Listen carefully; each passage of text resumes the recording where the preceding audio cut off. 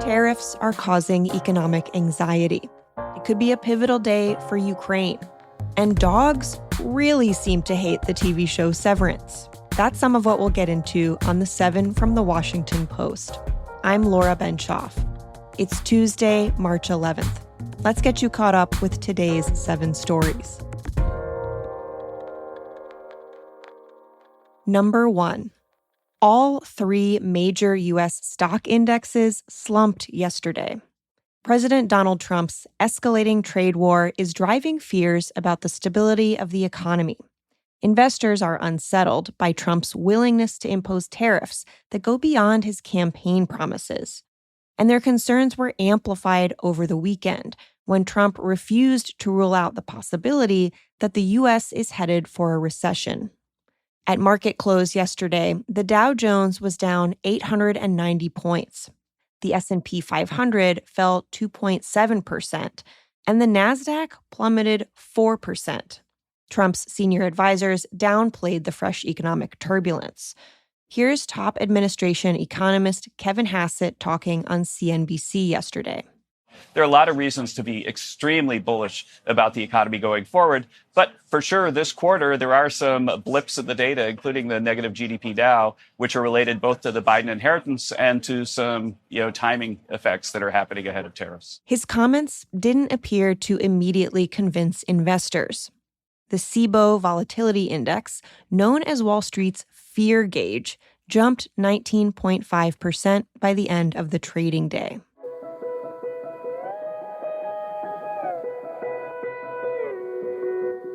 U.S. and Ukrainian officials are holding talks today on ending the war with Russia. That's number 2. The talks are taking place in Saudi Arabia, and the stakes are high.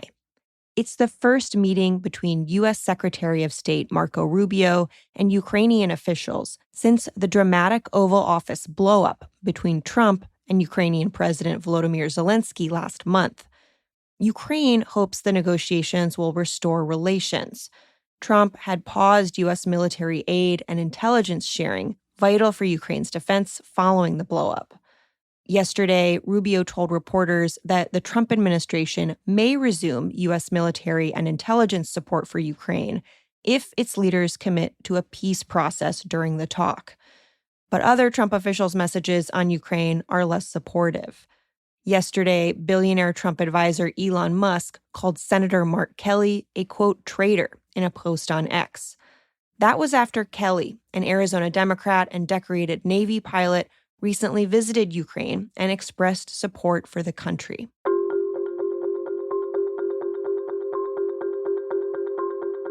Number 3 is a Post exclusive. The Trump administration is canceling grants related to vaccine hesitancy. The National Institutes of Health is planning to either terminate or cut back dozens of grants for research on why vaccine acceptance has declined.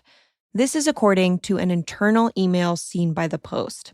It says that more than 40 awards to researchers around the country, quote, do not align with NIH funding priorities related to vaccine hesitancy and or uptake. Robert F. Kennedy Jr., who has spread vaccine misinformation for years, is the new secretary of NIH's parent agency, the Department of Health and Human Services. It's not clear if he had a role in canceling the grants.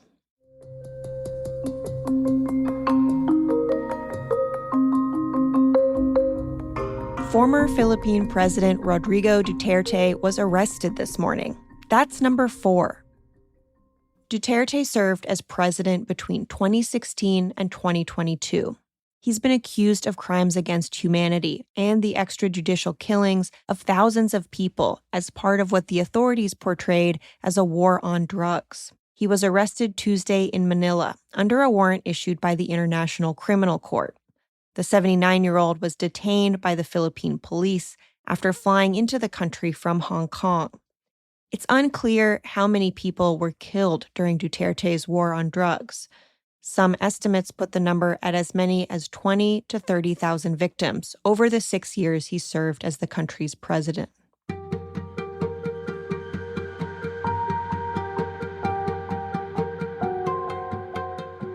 Number 5. We want justice, you say how? We want justice, you say how? ICE off our campus now! ICE off our campus now! A judge temporarily blocked the deportation of a Columbia University activist.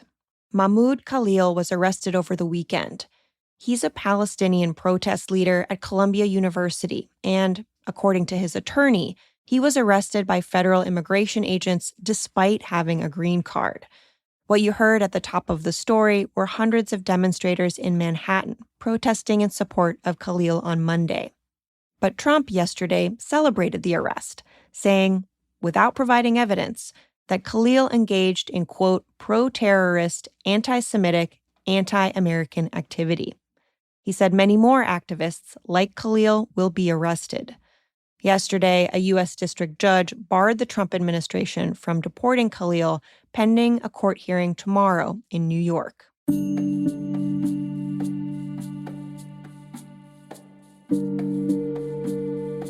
Australia is reeling from Cyclone Alfred. That's number 6. Alfred struck the east coast of Australia late Friday. It unleashed strong winds, rough surf, and dangerous rip currents along popular beaches over the weekend. An estimated 10 to 15 inches of rain fell around Brisbane and on Moreton Island during the storm. Here's a clip of Vanessa Wilson reacting to the streets being washed out and flooded over. That is ridiculous. Widespread beach erosion and coastal wind damage affected parts of Queensland and New South Wales, while inland areas also felt the effects of heavy rain and freshwater flooding. You can find a dramatic video of the flooding in Queensland in today's newsletter. Just follow the link in our show notes.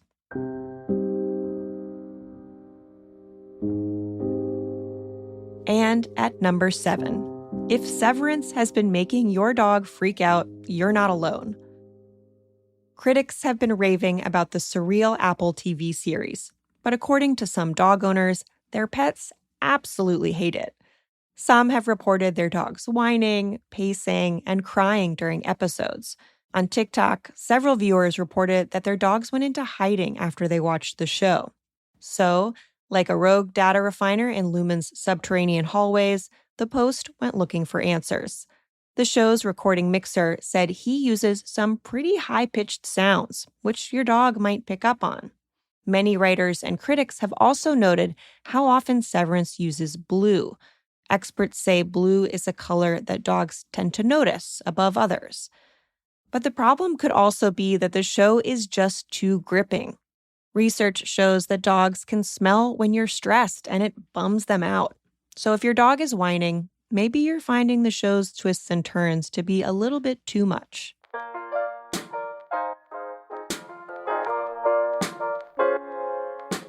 All right, you're all caught up. For your next listen, check out our afternoon news podcast, Post Reports. That's where my colleagues from around the Post dig deeper into the top news of the day.